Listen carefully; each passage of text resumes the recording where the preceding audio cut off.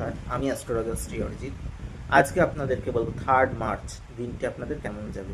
যেহেতু মঙ্গলবার, প্রথমেই বলে থাকি সেই দিন যেহেতু আমরা গ্রহণ পাচ্ছি, সেদিন কিন্তু আমরা বিকেল 3:30 থেকে সন্ধ্যা 6:45 পর্যন্ত চন্দ্রগ্রহণ কিন্তু পেয়ে থাকছি, এবং যেটি ভারতবর্ষে কিন্তু দৃশ্য। সুতরাং যাদের জন্মছকে চন্দ্র রাহু একত্রে গ্রহণযোগ আছে বা চন্দ্র রাহুর দশা চলছে, চন্দ্রের মহাদশা এবং রাহুর অন্তর্দশা, তারা কিন্তু বিশেষ প্রিকশন নিন। আমি বারবারই বলে থাকবো, বিশেষ করে চন্দ্রদেবকে অর্ঘ্য দিন, চন্দ্রশেখর অষ্টকম মন্ত্রে ভগবান শিবকে অভিষিক্ত করুন, এবং যারা সংক্ষিপ্ত মন্ত্র পাঠ করতে চাইছেন, চন্দ্রশেখর চন্দ্রশেখর চন্দ্রশেখর ত্রাইমাং চন্দ্রশেখর চন্দ্রশেখর চন্দ্রশেখর রাক্ষমাং, এই মন্ত্র পাঠ করুন। কিছুটা হলেও কিন্তু নেগেটিভ এফেক্ট থেকে আপনি ভালো থাকবেন।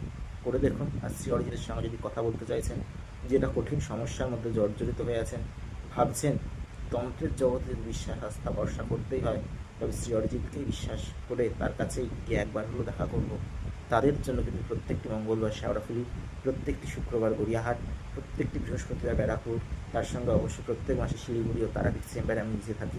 যেখানে যার সুবিধা এবং দূরের বন্ধুদের চিন্তা করার কিচ্ছু নেই, অনলাইন ভিডিও কলিংয়ের মাধ্যমে আমি কিন্তু আপনাদের সঙ্গে কথা বলে থাকবো। আর যারা মেষ রাশি জাতক জাতিকা আছেন, মানসিক অশান্তিতে কিন্তু এই দিনটি কাটবে, সেই ক্ষেত্রে সজাগ সতর্ক হয়ে চলুন। যারা বৃষ রাশি জাতক জাতিকা আছেন, আর্থিক টানাপোড়েনে কিন্তু দিন কাটবে, সেই ক্ষেত্রে বুঝে শুনে খরচ করুন।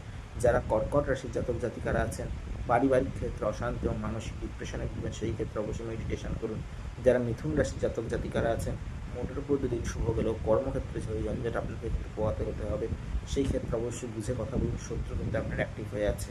যারা সিংহ রাশির জাতক জাতিকারা আছেন, কোনো কাছের প্রিয় মানুষের সঙ্গে আপনারা কিন্তু সুসম্পর্ক ভেঙে যেতে পারে, সেই ক্ষেত্রে অবশ্যই নিজের মানুষটিকে কাছে রাখার চেষ্টা করুন। যারা কন্যা রাশি জাতক জাতিকারা আছেন, পারিবারিক ক্ষেত্রে অশান্তি ভোগ করতে হবে, এবং ব্যবসা ক্ষেত্রে ঝঞ্ঝাট আমার চোখ কাড়াচ্ছে না, কিন্তু বিশেষ করে বলবো শরীর কিন্তু এখানে সুস্থ যাবে। যারা তুলা রাশির জাতক জাতিকারা আছেন, মোটর প্রতিদিন শুরু হলেও দাম্পত্য জীবনে সুখের অভাব আমার চোখ কাড়াচ্ছে না। যারা বৃশ্চিক রাশির জাতক জাতিকারা আছেন, ব্যবসা ক্ষেত্রে উন্নতি পাবেন, মানসিক অশান্তি থেকে কিছুটা হলেও মুক্তি লাভ করবেন। যারা ধনুরাশির জাতক জাতিকারা আছেন, ব্যবসা ক্ষেত্রে উন্নতি পাবেন, মানসিক অশান্তি ও হতাশার থেকে মুক্তি পাবেন। যারা মকর রাশির জাতক জাতিকারা আছেন, শরীরে ব্যথা বেদনা বৃদ্ধি হতে পারে এবং মানসিক অশান্তিতে কিন্তু ভুগবেন, সেই ক্ষেত্রে বুঝে কথা বলুন।